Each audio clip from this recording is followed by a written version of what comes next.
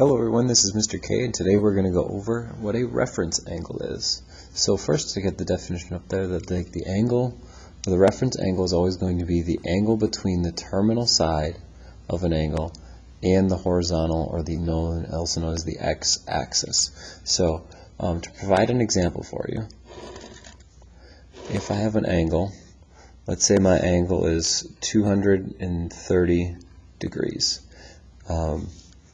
You're going to start here at 0 degrees. We'll go around. We'll say 230 degrees would be somewhere about right there as my terminal side of my angle. The reference angle would be taking this terminal side right here and making an angle with the horizontal axis, which would be right here. So this right here would be our reference angle.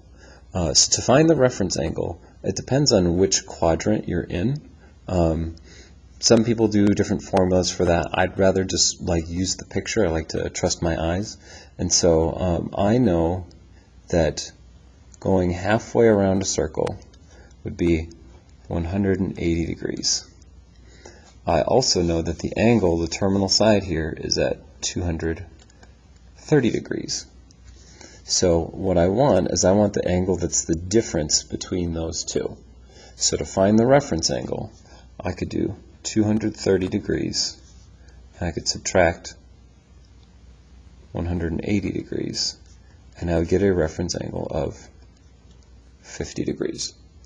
I can give you a couple different examples of angles in different quadrants. So, and if you forgot the quadrants, it's a really easy way that I remember is that I know that in math, when we start talking about angles, as the angle increases, we go in the counterclockwise direction.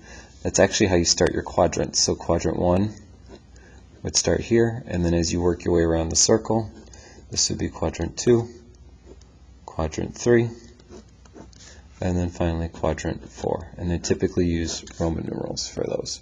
So let's say I had an angle in quadrant 1. Let's say I had an angle of 20 degrees.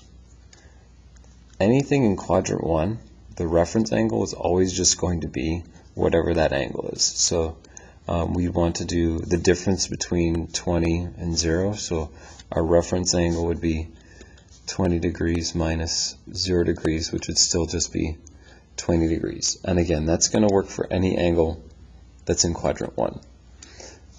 Let's say we had something in quadrant 2. So let's say I had an angle of 123 degrees. 123 degrees would be somewhere about there. So what I'm looking for is this angle as my reference angle. So how I approach it is I would say this is 123 degrees. Halfway around the circle would still be 180 degrees. And now I want the difference between that 180 degrees and that 123 degrees. So I would do 180 degrees, and I would subtract the 123 degrees, and I would get a reference angle of 57 degrees. Finally, we'll go to quadrant 4. Let's say we have an angle of, we'll say 317 degrees. So as I draw this out, 317 degrees would end up somewhere around right here. So that's 317 degrees. Again, some people have different formulas for this. What I would do is I'd just say I know that all the way around the circle is 360 degrees. And so my reference angle, which would be right in between them, is I want the difference between 360 and 317. So I would do 360,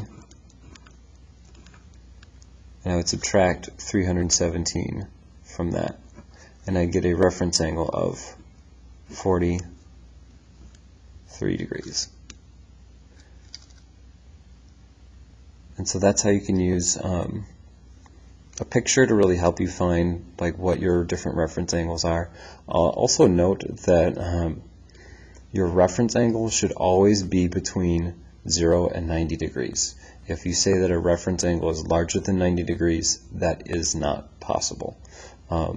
So hopefully that helps, and have a great day.